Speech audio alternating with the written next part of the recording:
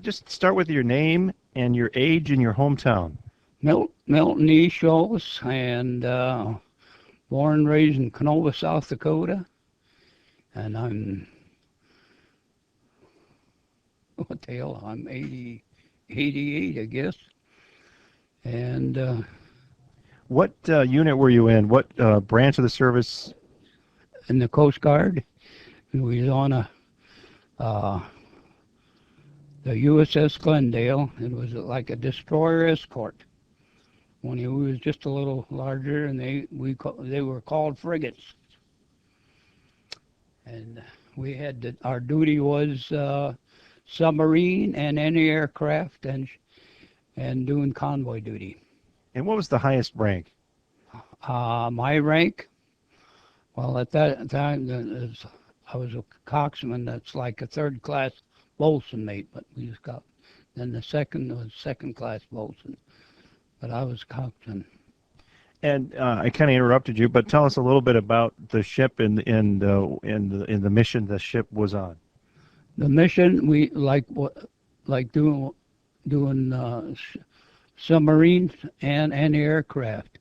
And our first deal, we we met a troop ship going one way, and there was a submarine following it, and we got in contact with it, sewn gear, and we was working on drop depth charges, and I think we raised hell with them. I don't know if anyway, I think we sunk it, but we was working on for I don't know, 5-6 hours probably. Trying to track it, a German sub that was in a Japanese. Yeah, Japanese out in the Pacific. Yeah. And then endangering a troop ship, taking troops over. It was following that troop ship, and we got in contact with it as that deal there, and then we went on our mission and did convoy duty. Well, we did a lot of submarine and aircraft doing patrolling different islands and air bases out there in the Pacific. And then when we doing a convoy duty, we was going into that base there going into I can't think of that. It was one of the last ones. And convoy, and the suicide planes came out of the clouds, and they sunk one of our ships as we went into, at least we was told it later it was sunk, and we was going to take it into I'm trying to think of that island where we went into. It was the last island there. In the Pacific. In the Pacific, yeah. And I can't just recall. I think it was Leyte. Next to that where we went, it was supposed to go in. And then it went on year after year, different things, and then we wound up going through the canal. They said we had there was subs loose over there in the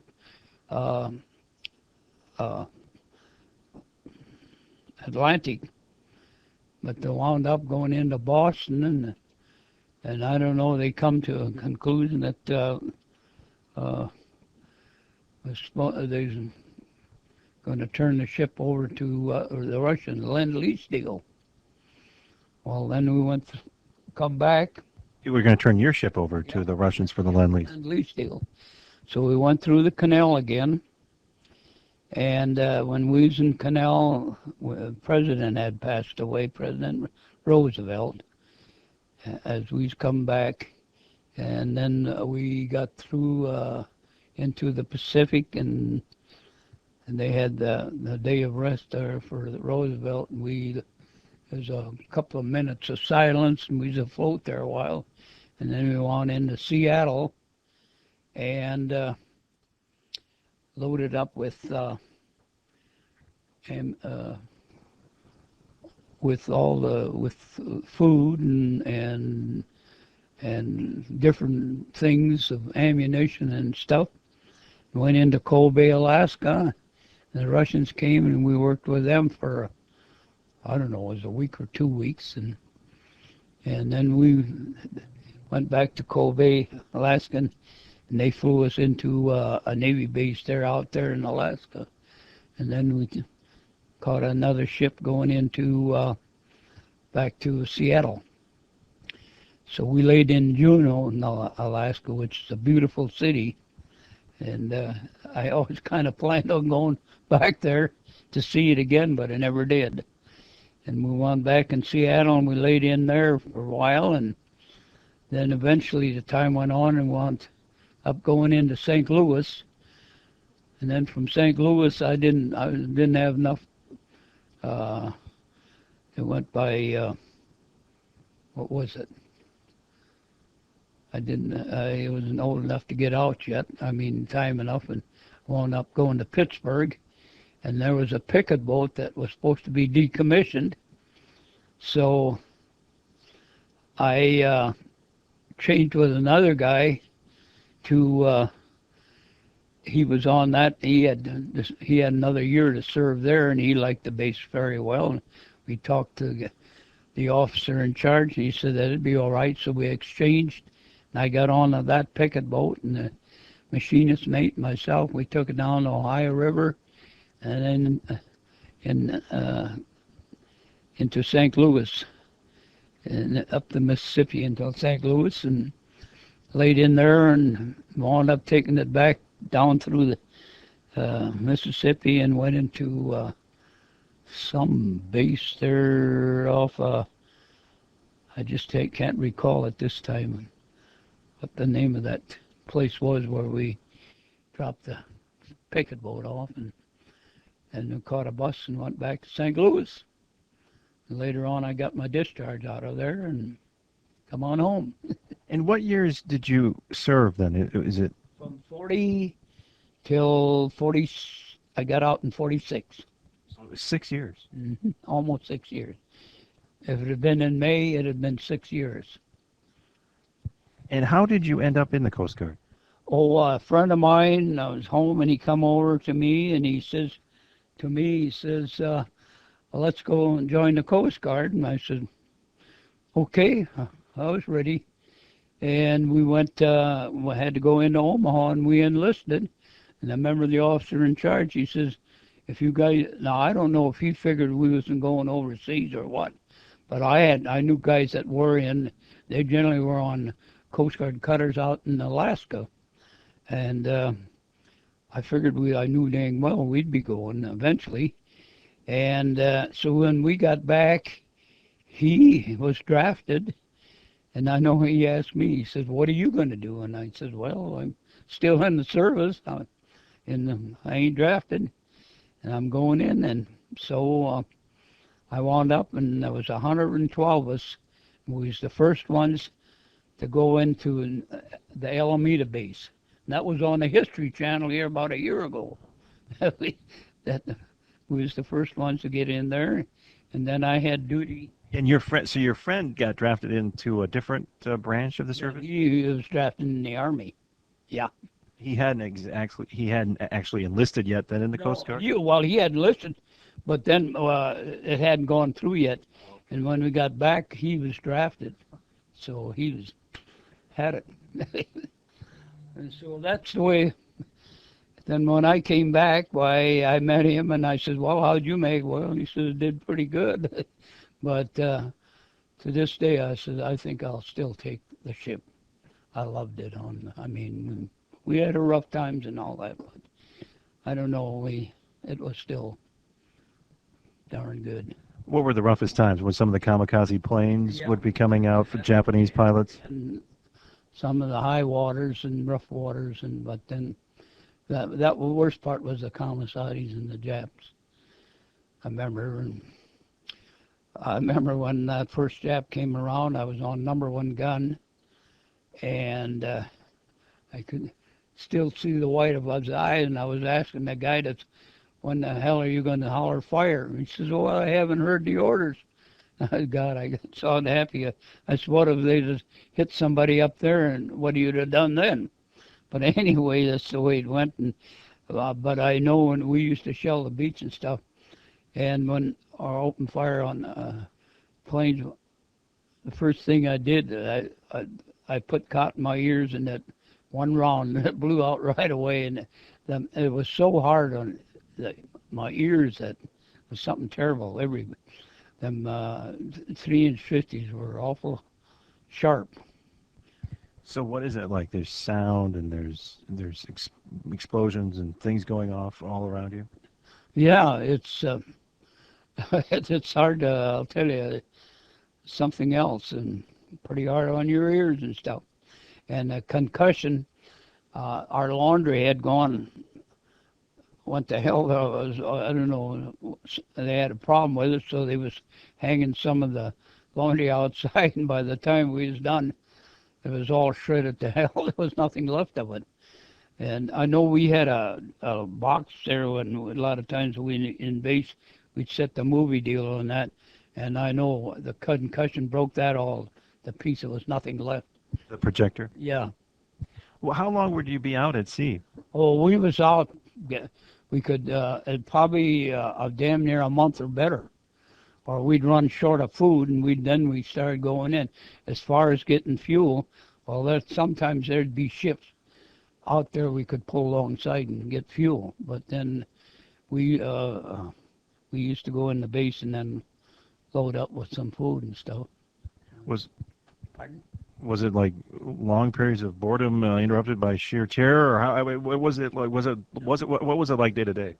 Well, we was out doing submarine patrolling and stuff, and that's the reason we was out. We'd be out probably going some around some air base or area, in different areas. They had us doing submarine patrolling and all that, and we didn't get to. Once in a while, well, when we pulled in like Cold Bay, Hollandia, New Guinea, why we'd be in there for a little bit and get a little time off, and probably have a beer or so, and that was be about it. What did you ever get injured? Nope. Got out of there in good shape without getting injured or getting hit by anything, and I guess we was damn lucky. I talked it over. I used to hear from one of my friends, and he'd call me so often. And then I hadn't heard from him long, and here about 2 weeks ago, I called him, and he wasn't in too good a shape. He lives out there, San Francisco area, and we used to keep in pretty good contact. He used to call me all the time, and so I thought I'd give him a call, and then he didn't sound all that pert. So, and I think I was one of the older ones because he was, what did he say? He was 80, I think he said he was 85. Of course, I was 88 now. And then when we turned the ship over the Russians, we worked with them. Well, we loaded up at Seattle, Washington, and loaded up with food and gear and ammunition and what have you, and went into Kobe, Alaska, and met the Russians there, and they come aboard the ship, and we went out with them, and they were really nice guys to deal with, these young fellas were. So, and like I said, we said they ate pretty good for a while. Were there many people from the Midwest in the Coast Guard? Yeah. Well, you take now like when we got out of Omaha, that was guys from Iowa and Nebraska, and there was two of us from South Dakota, myself, and then there was he was an Indian from Faith, South Dakota. Were some people surprised that you served during the war in the Coast Guard? Or was that generally pretty well known at that point? Well, sure. You took these landing boats that took these servicemen, that was manned by a lot of by Coast Guard. These smaller ships that took the Army and Marines into the base. That was manned by Coast Guard. What's the difference between the Coast Guard and the Navy? Do you know? It wasn't much then. We was under the Navy Department, had the same uniform. The only thing we had our Coast Guard shield on our right arm. That was it. All pressed into duty, I suppose. You needed everybody you could. And a lot of the Coast Guard manned their own. They was on troop ships. It was all Coast Guard. That's the way that worked. How did the experience change you, do you think? What do you mean? Did it change your life, or did it change your outlook on life? Oh, somewhat. And you kind of got back into it. And outside of that, I rather prefer I would take the ship any day than being be in the Army. At least we could, well, the guys would say, well, what you do when you get sunk? Well, like we used to say, well, I guess we go down with it and walk out. Didn't have much choice, I guess. In the ship you were on, did you lose people on that ship? No, we everything was fine. We never lost a member, and we never got hit. We was real lucky, and everything went fine. What did you do after the war then? When I got out, what the hell did I do? Return back to South Dakota? Oh yeah, I wound up going up there at Howard, and time went on, and eventually I started working for my cousin. I went into Carnival, and well, that was before I went on. No, I did trucking and stuff too. Okay. Yeah. Truck driver? Yeah. Different things, and when I got married, when I said I'm gonna get, she says, well, don't get married then if you're gonna be on a truck. So I wound up here in Sioux Falls. I worked for Culligan's. That's over here now. Yeah, I worked for Culligan's for, I don't know, was it a year? And then I got a call from going to Morrell's. Well, when I don't know, I didn't do something right. And when I wanted to get to Morrell's, I stayed there, and I sat there a while and didn't get an answer, and I said, the hell with it. And I came home, and I went to work for over there, some of that truck outfit there off of 10th Street. We was loading. We got worked night crew, 90 cents an hour we got. I'm trying to think of that damn all. But they wound up, and then it was all American. They moved over towards west part there. Help loading trucks. Yeah. But then I got out of there, and I went worked for Cap and Tires for Thor Christensen. Cap and Tires, and repairing tires and tractor tires. And I worked there until he wound up, and he said he was going to do a little fishing. He was going to go Aberdeen first. He come back, and he never came back. He went fishing, and somehow he fell out and drowned it. And really, to this day, I don't know just exactly what happened. And then the son-in-law took over a while, and then finally decided to sell the equipment. And then another guy bought the equipment. He asked me if I would help set it up and run it. I said, well, I guess I could. And meantime, I had a little time off, and I worked at Messenger Tire for a little bit, and I went back and set his deal up and worked there. And then he went bankrupt, and I wound up going back to Messenger Tire. And then there's a friend of mine worked Dakota Auto Parts, and I got in over there and did some capping over there. Well, then he sold out, and there it was, and I helped tear the equipment out, and I was through there, and I wound up going to Kmart. And that's where I ended. That's quite an adventure, too. Thank you. Anything else? And that's about it, I guess. Great. Thank you. That's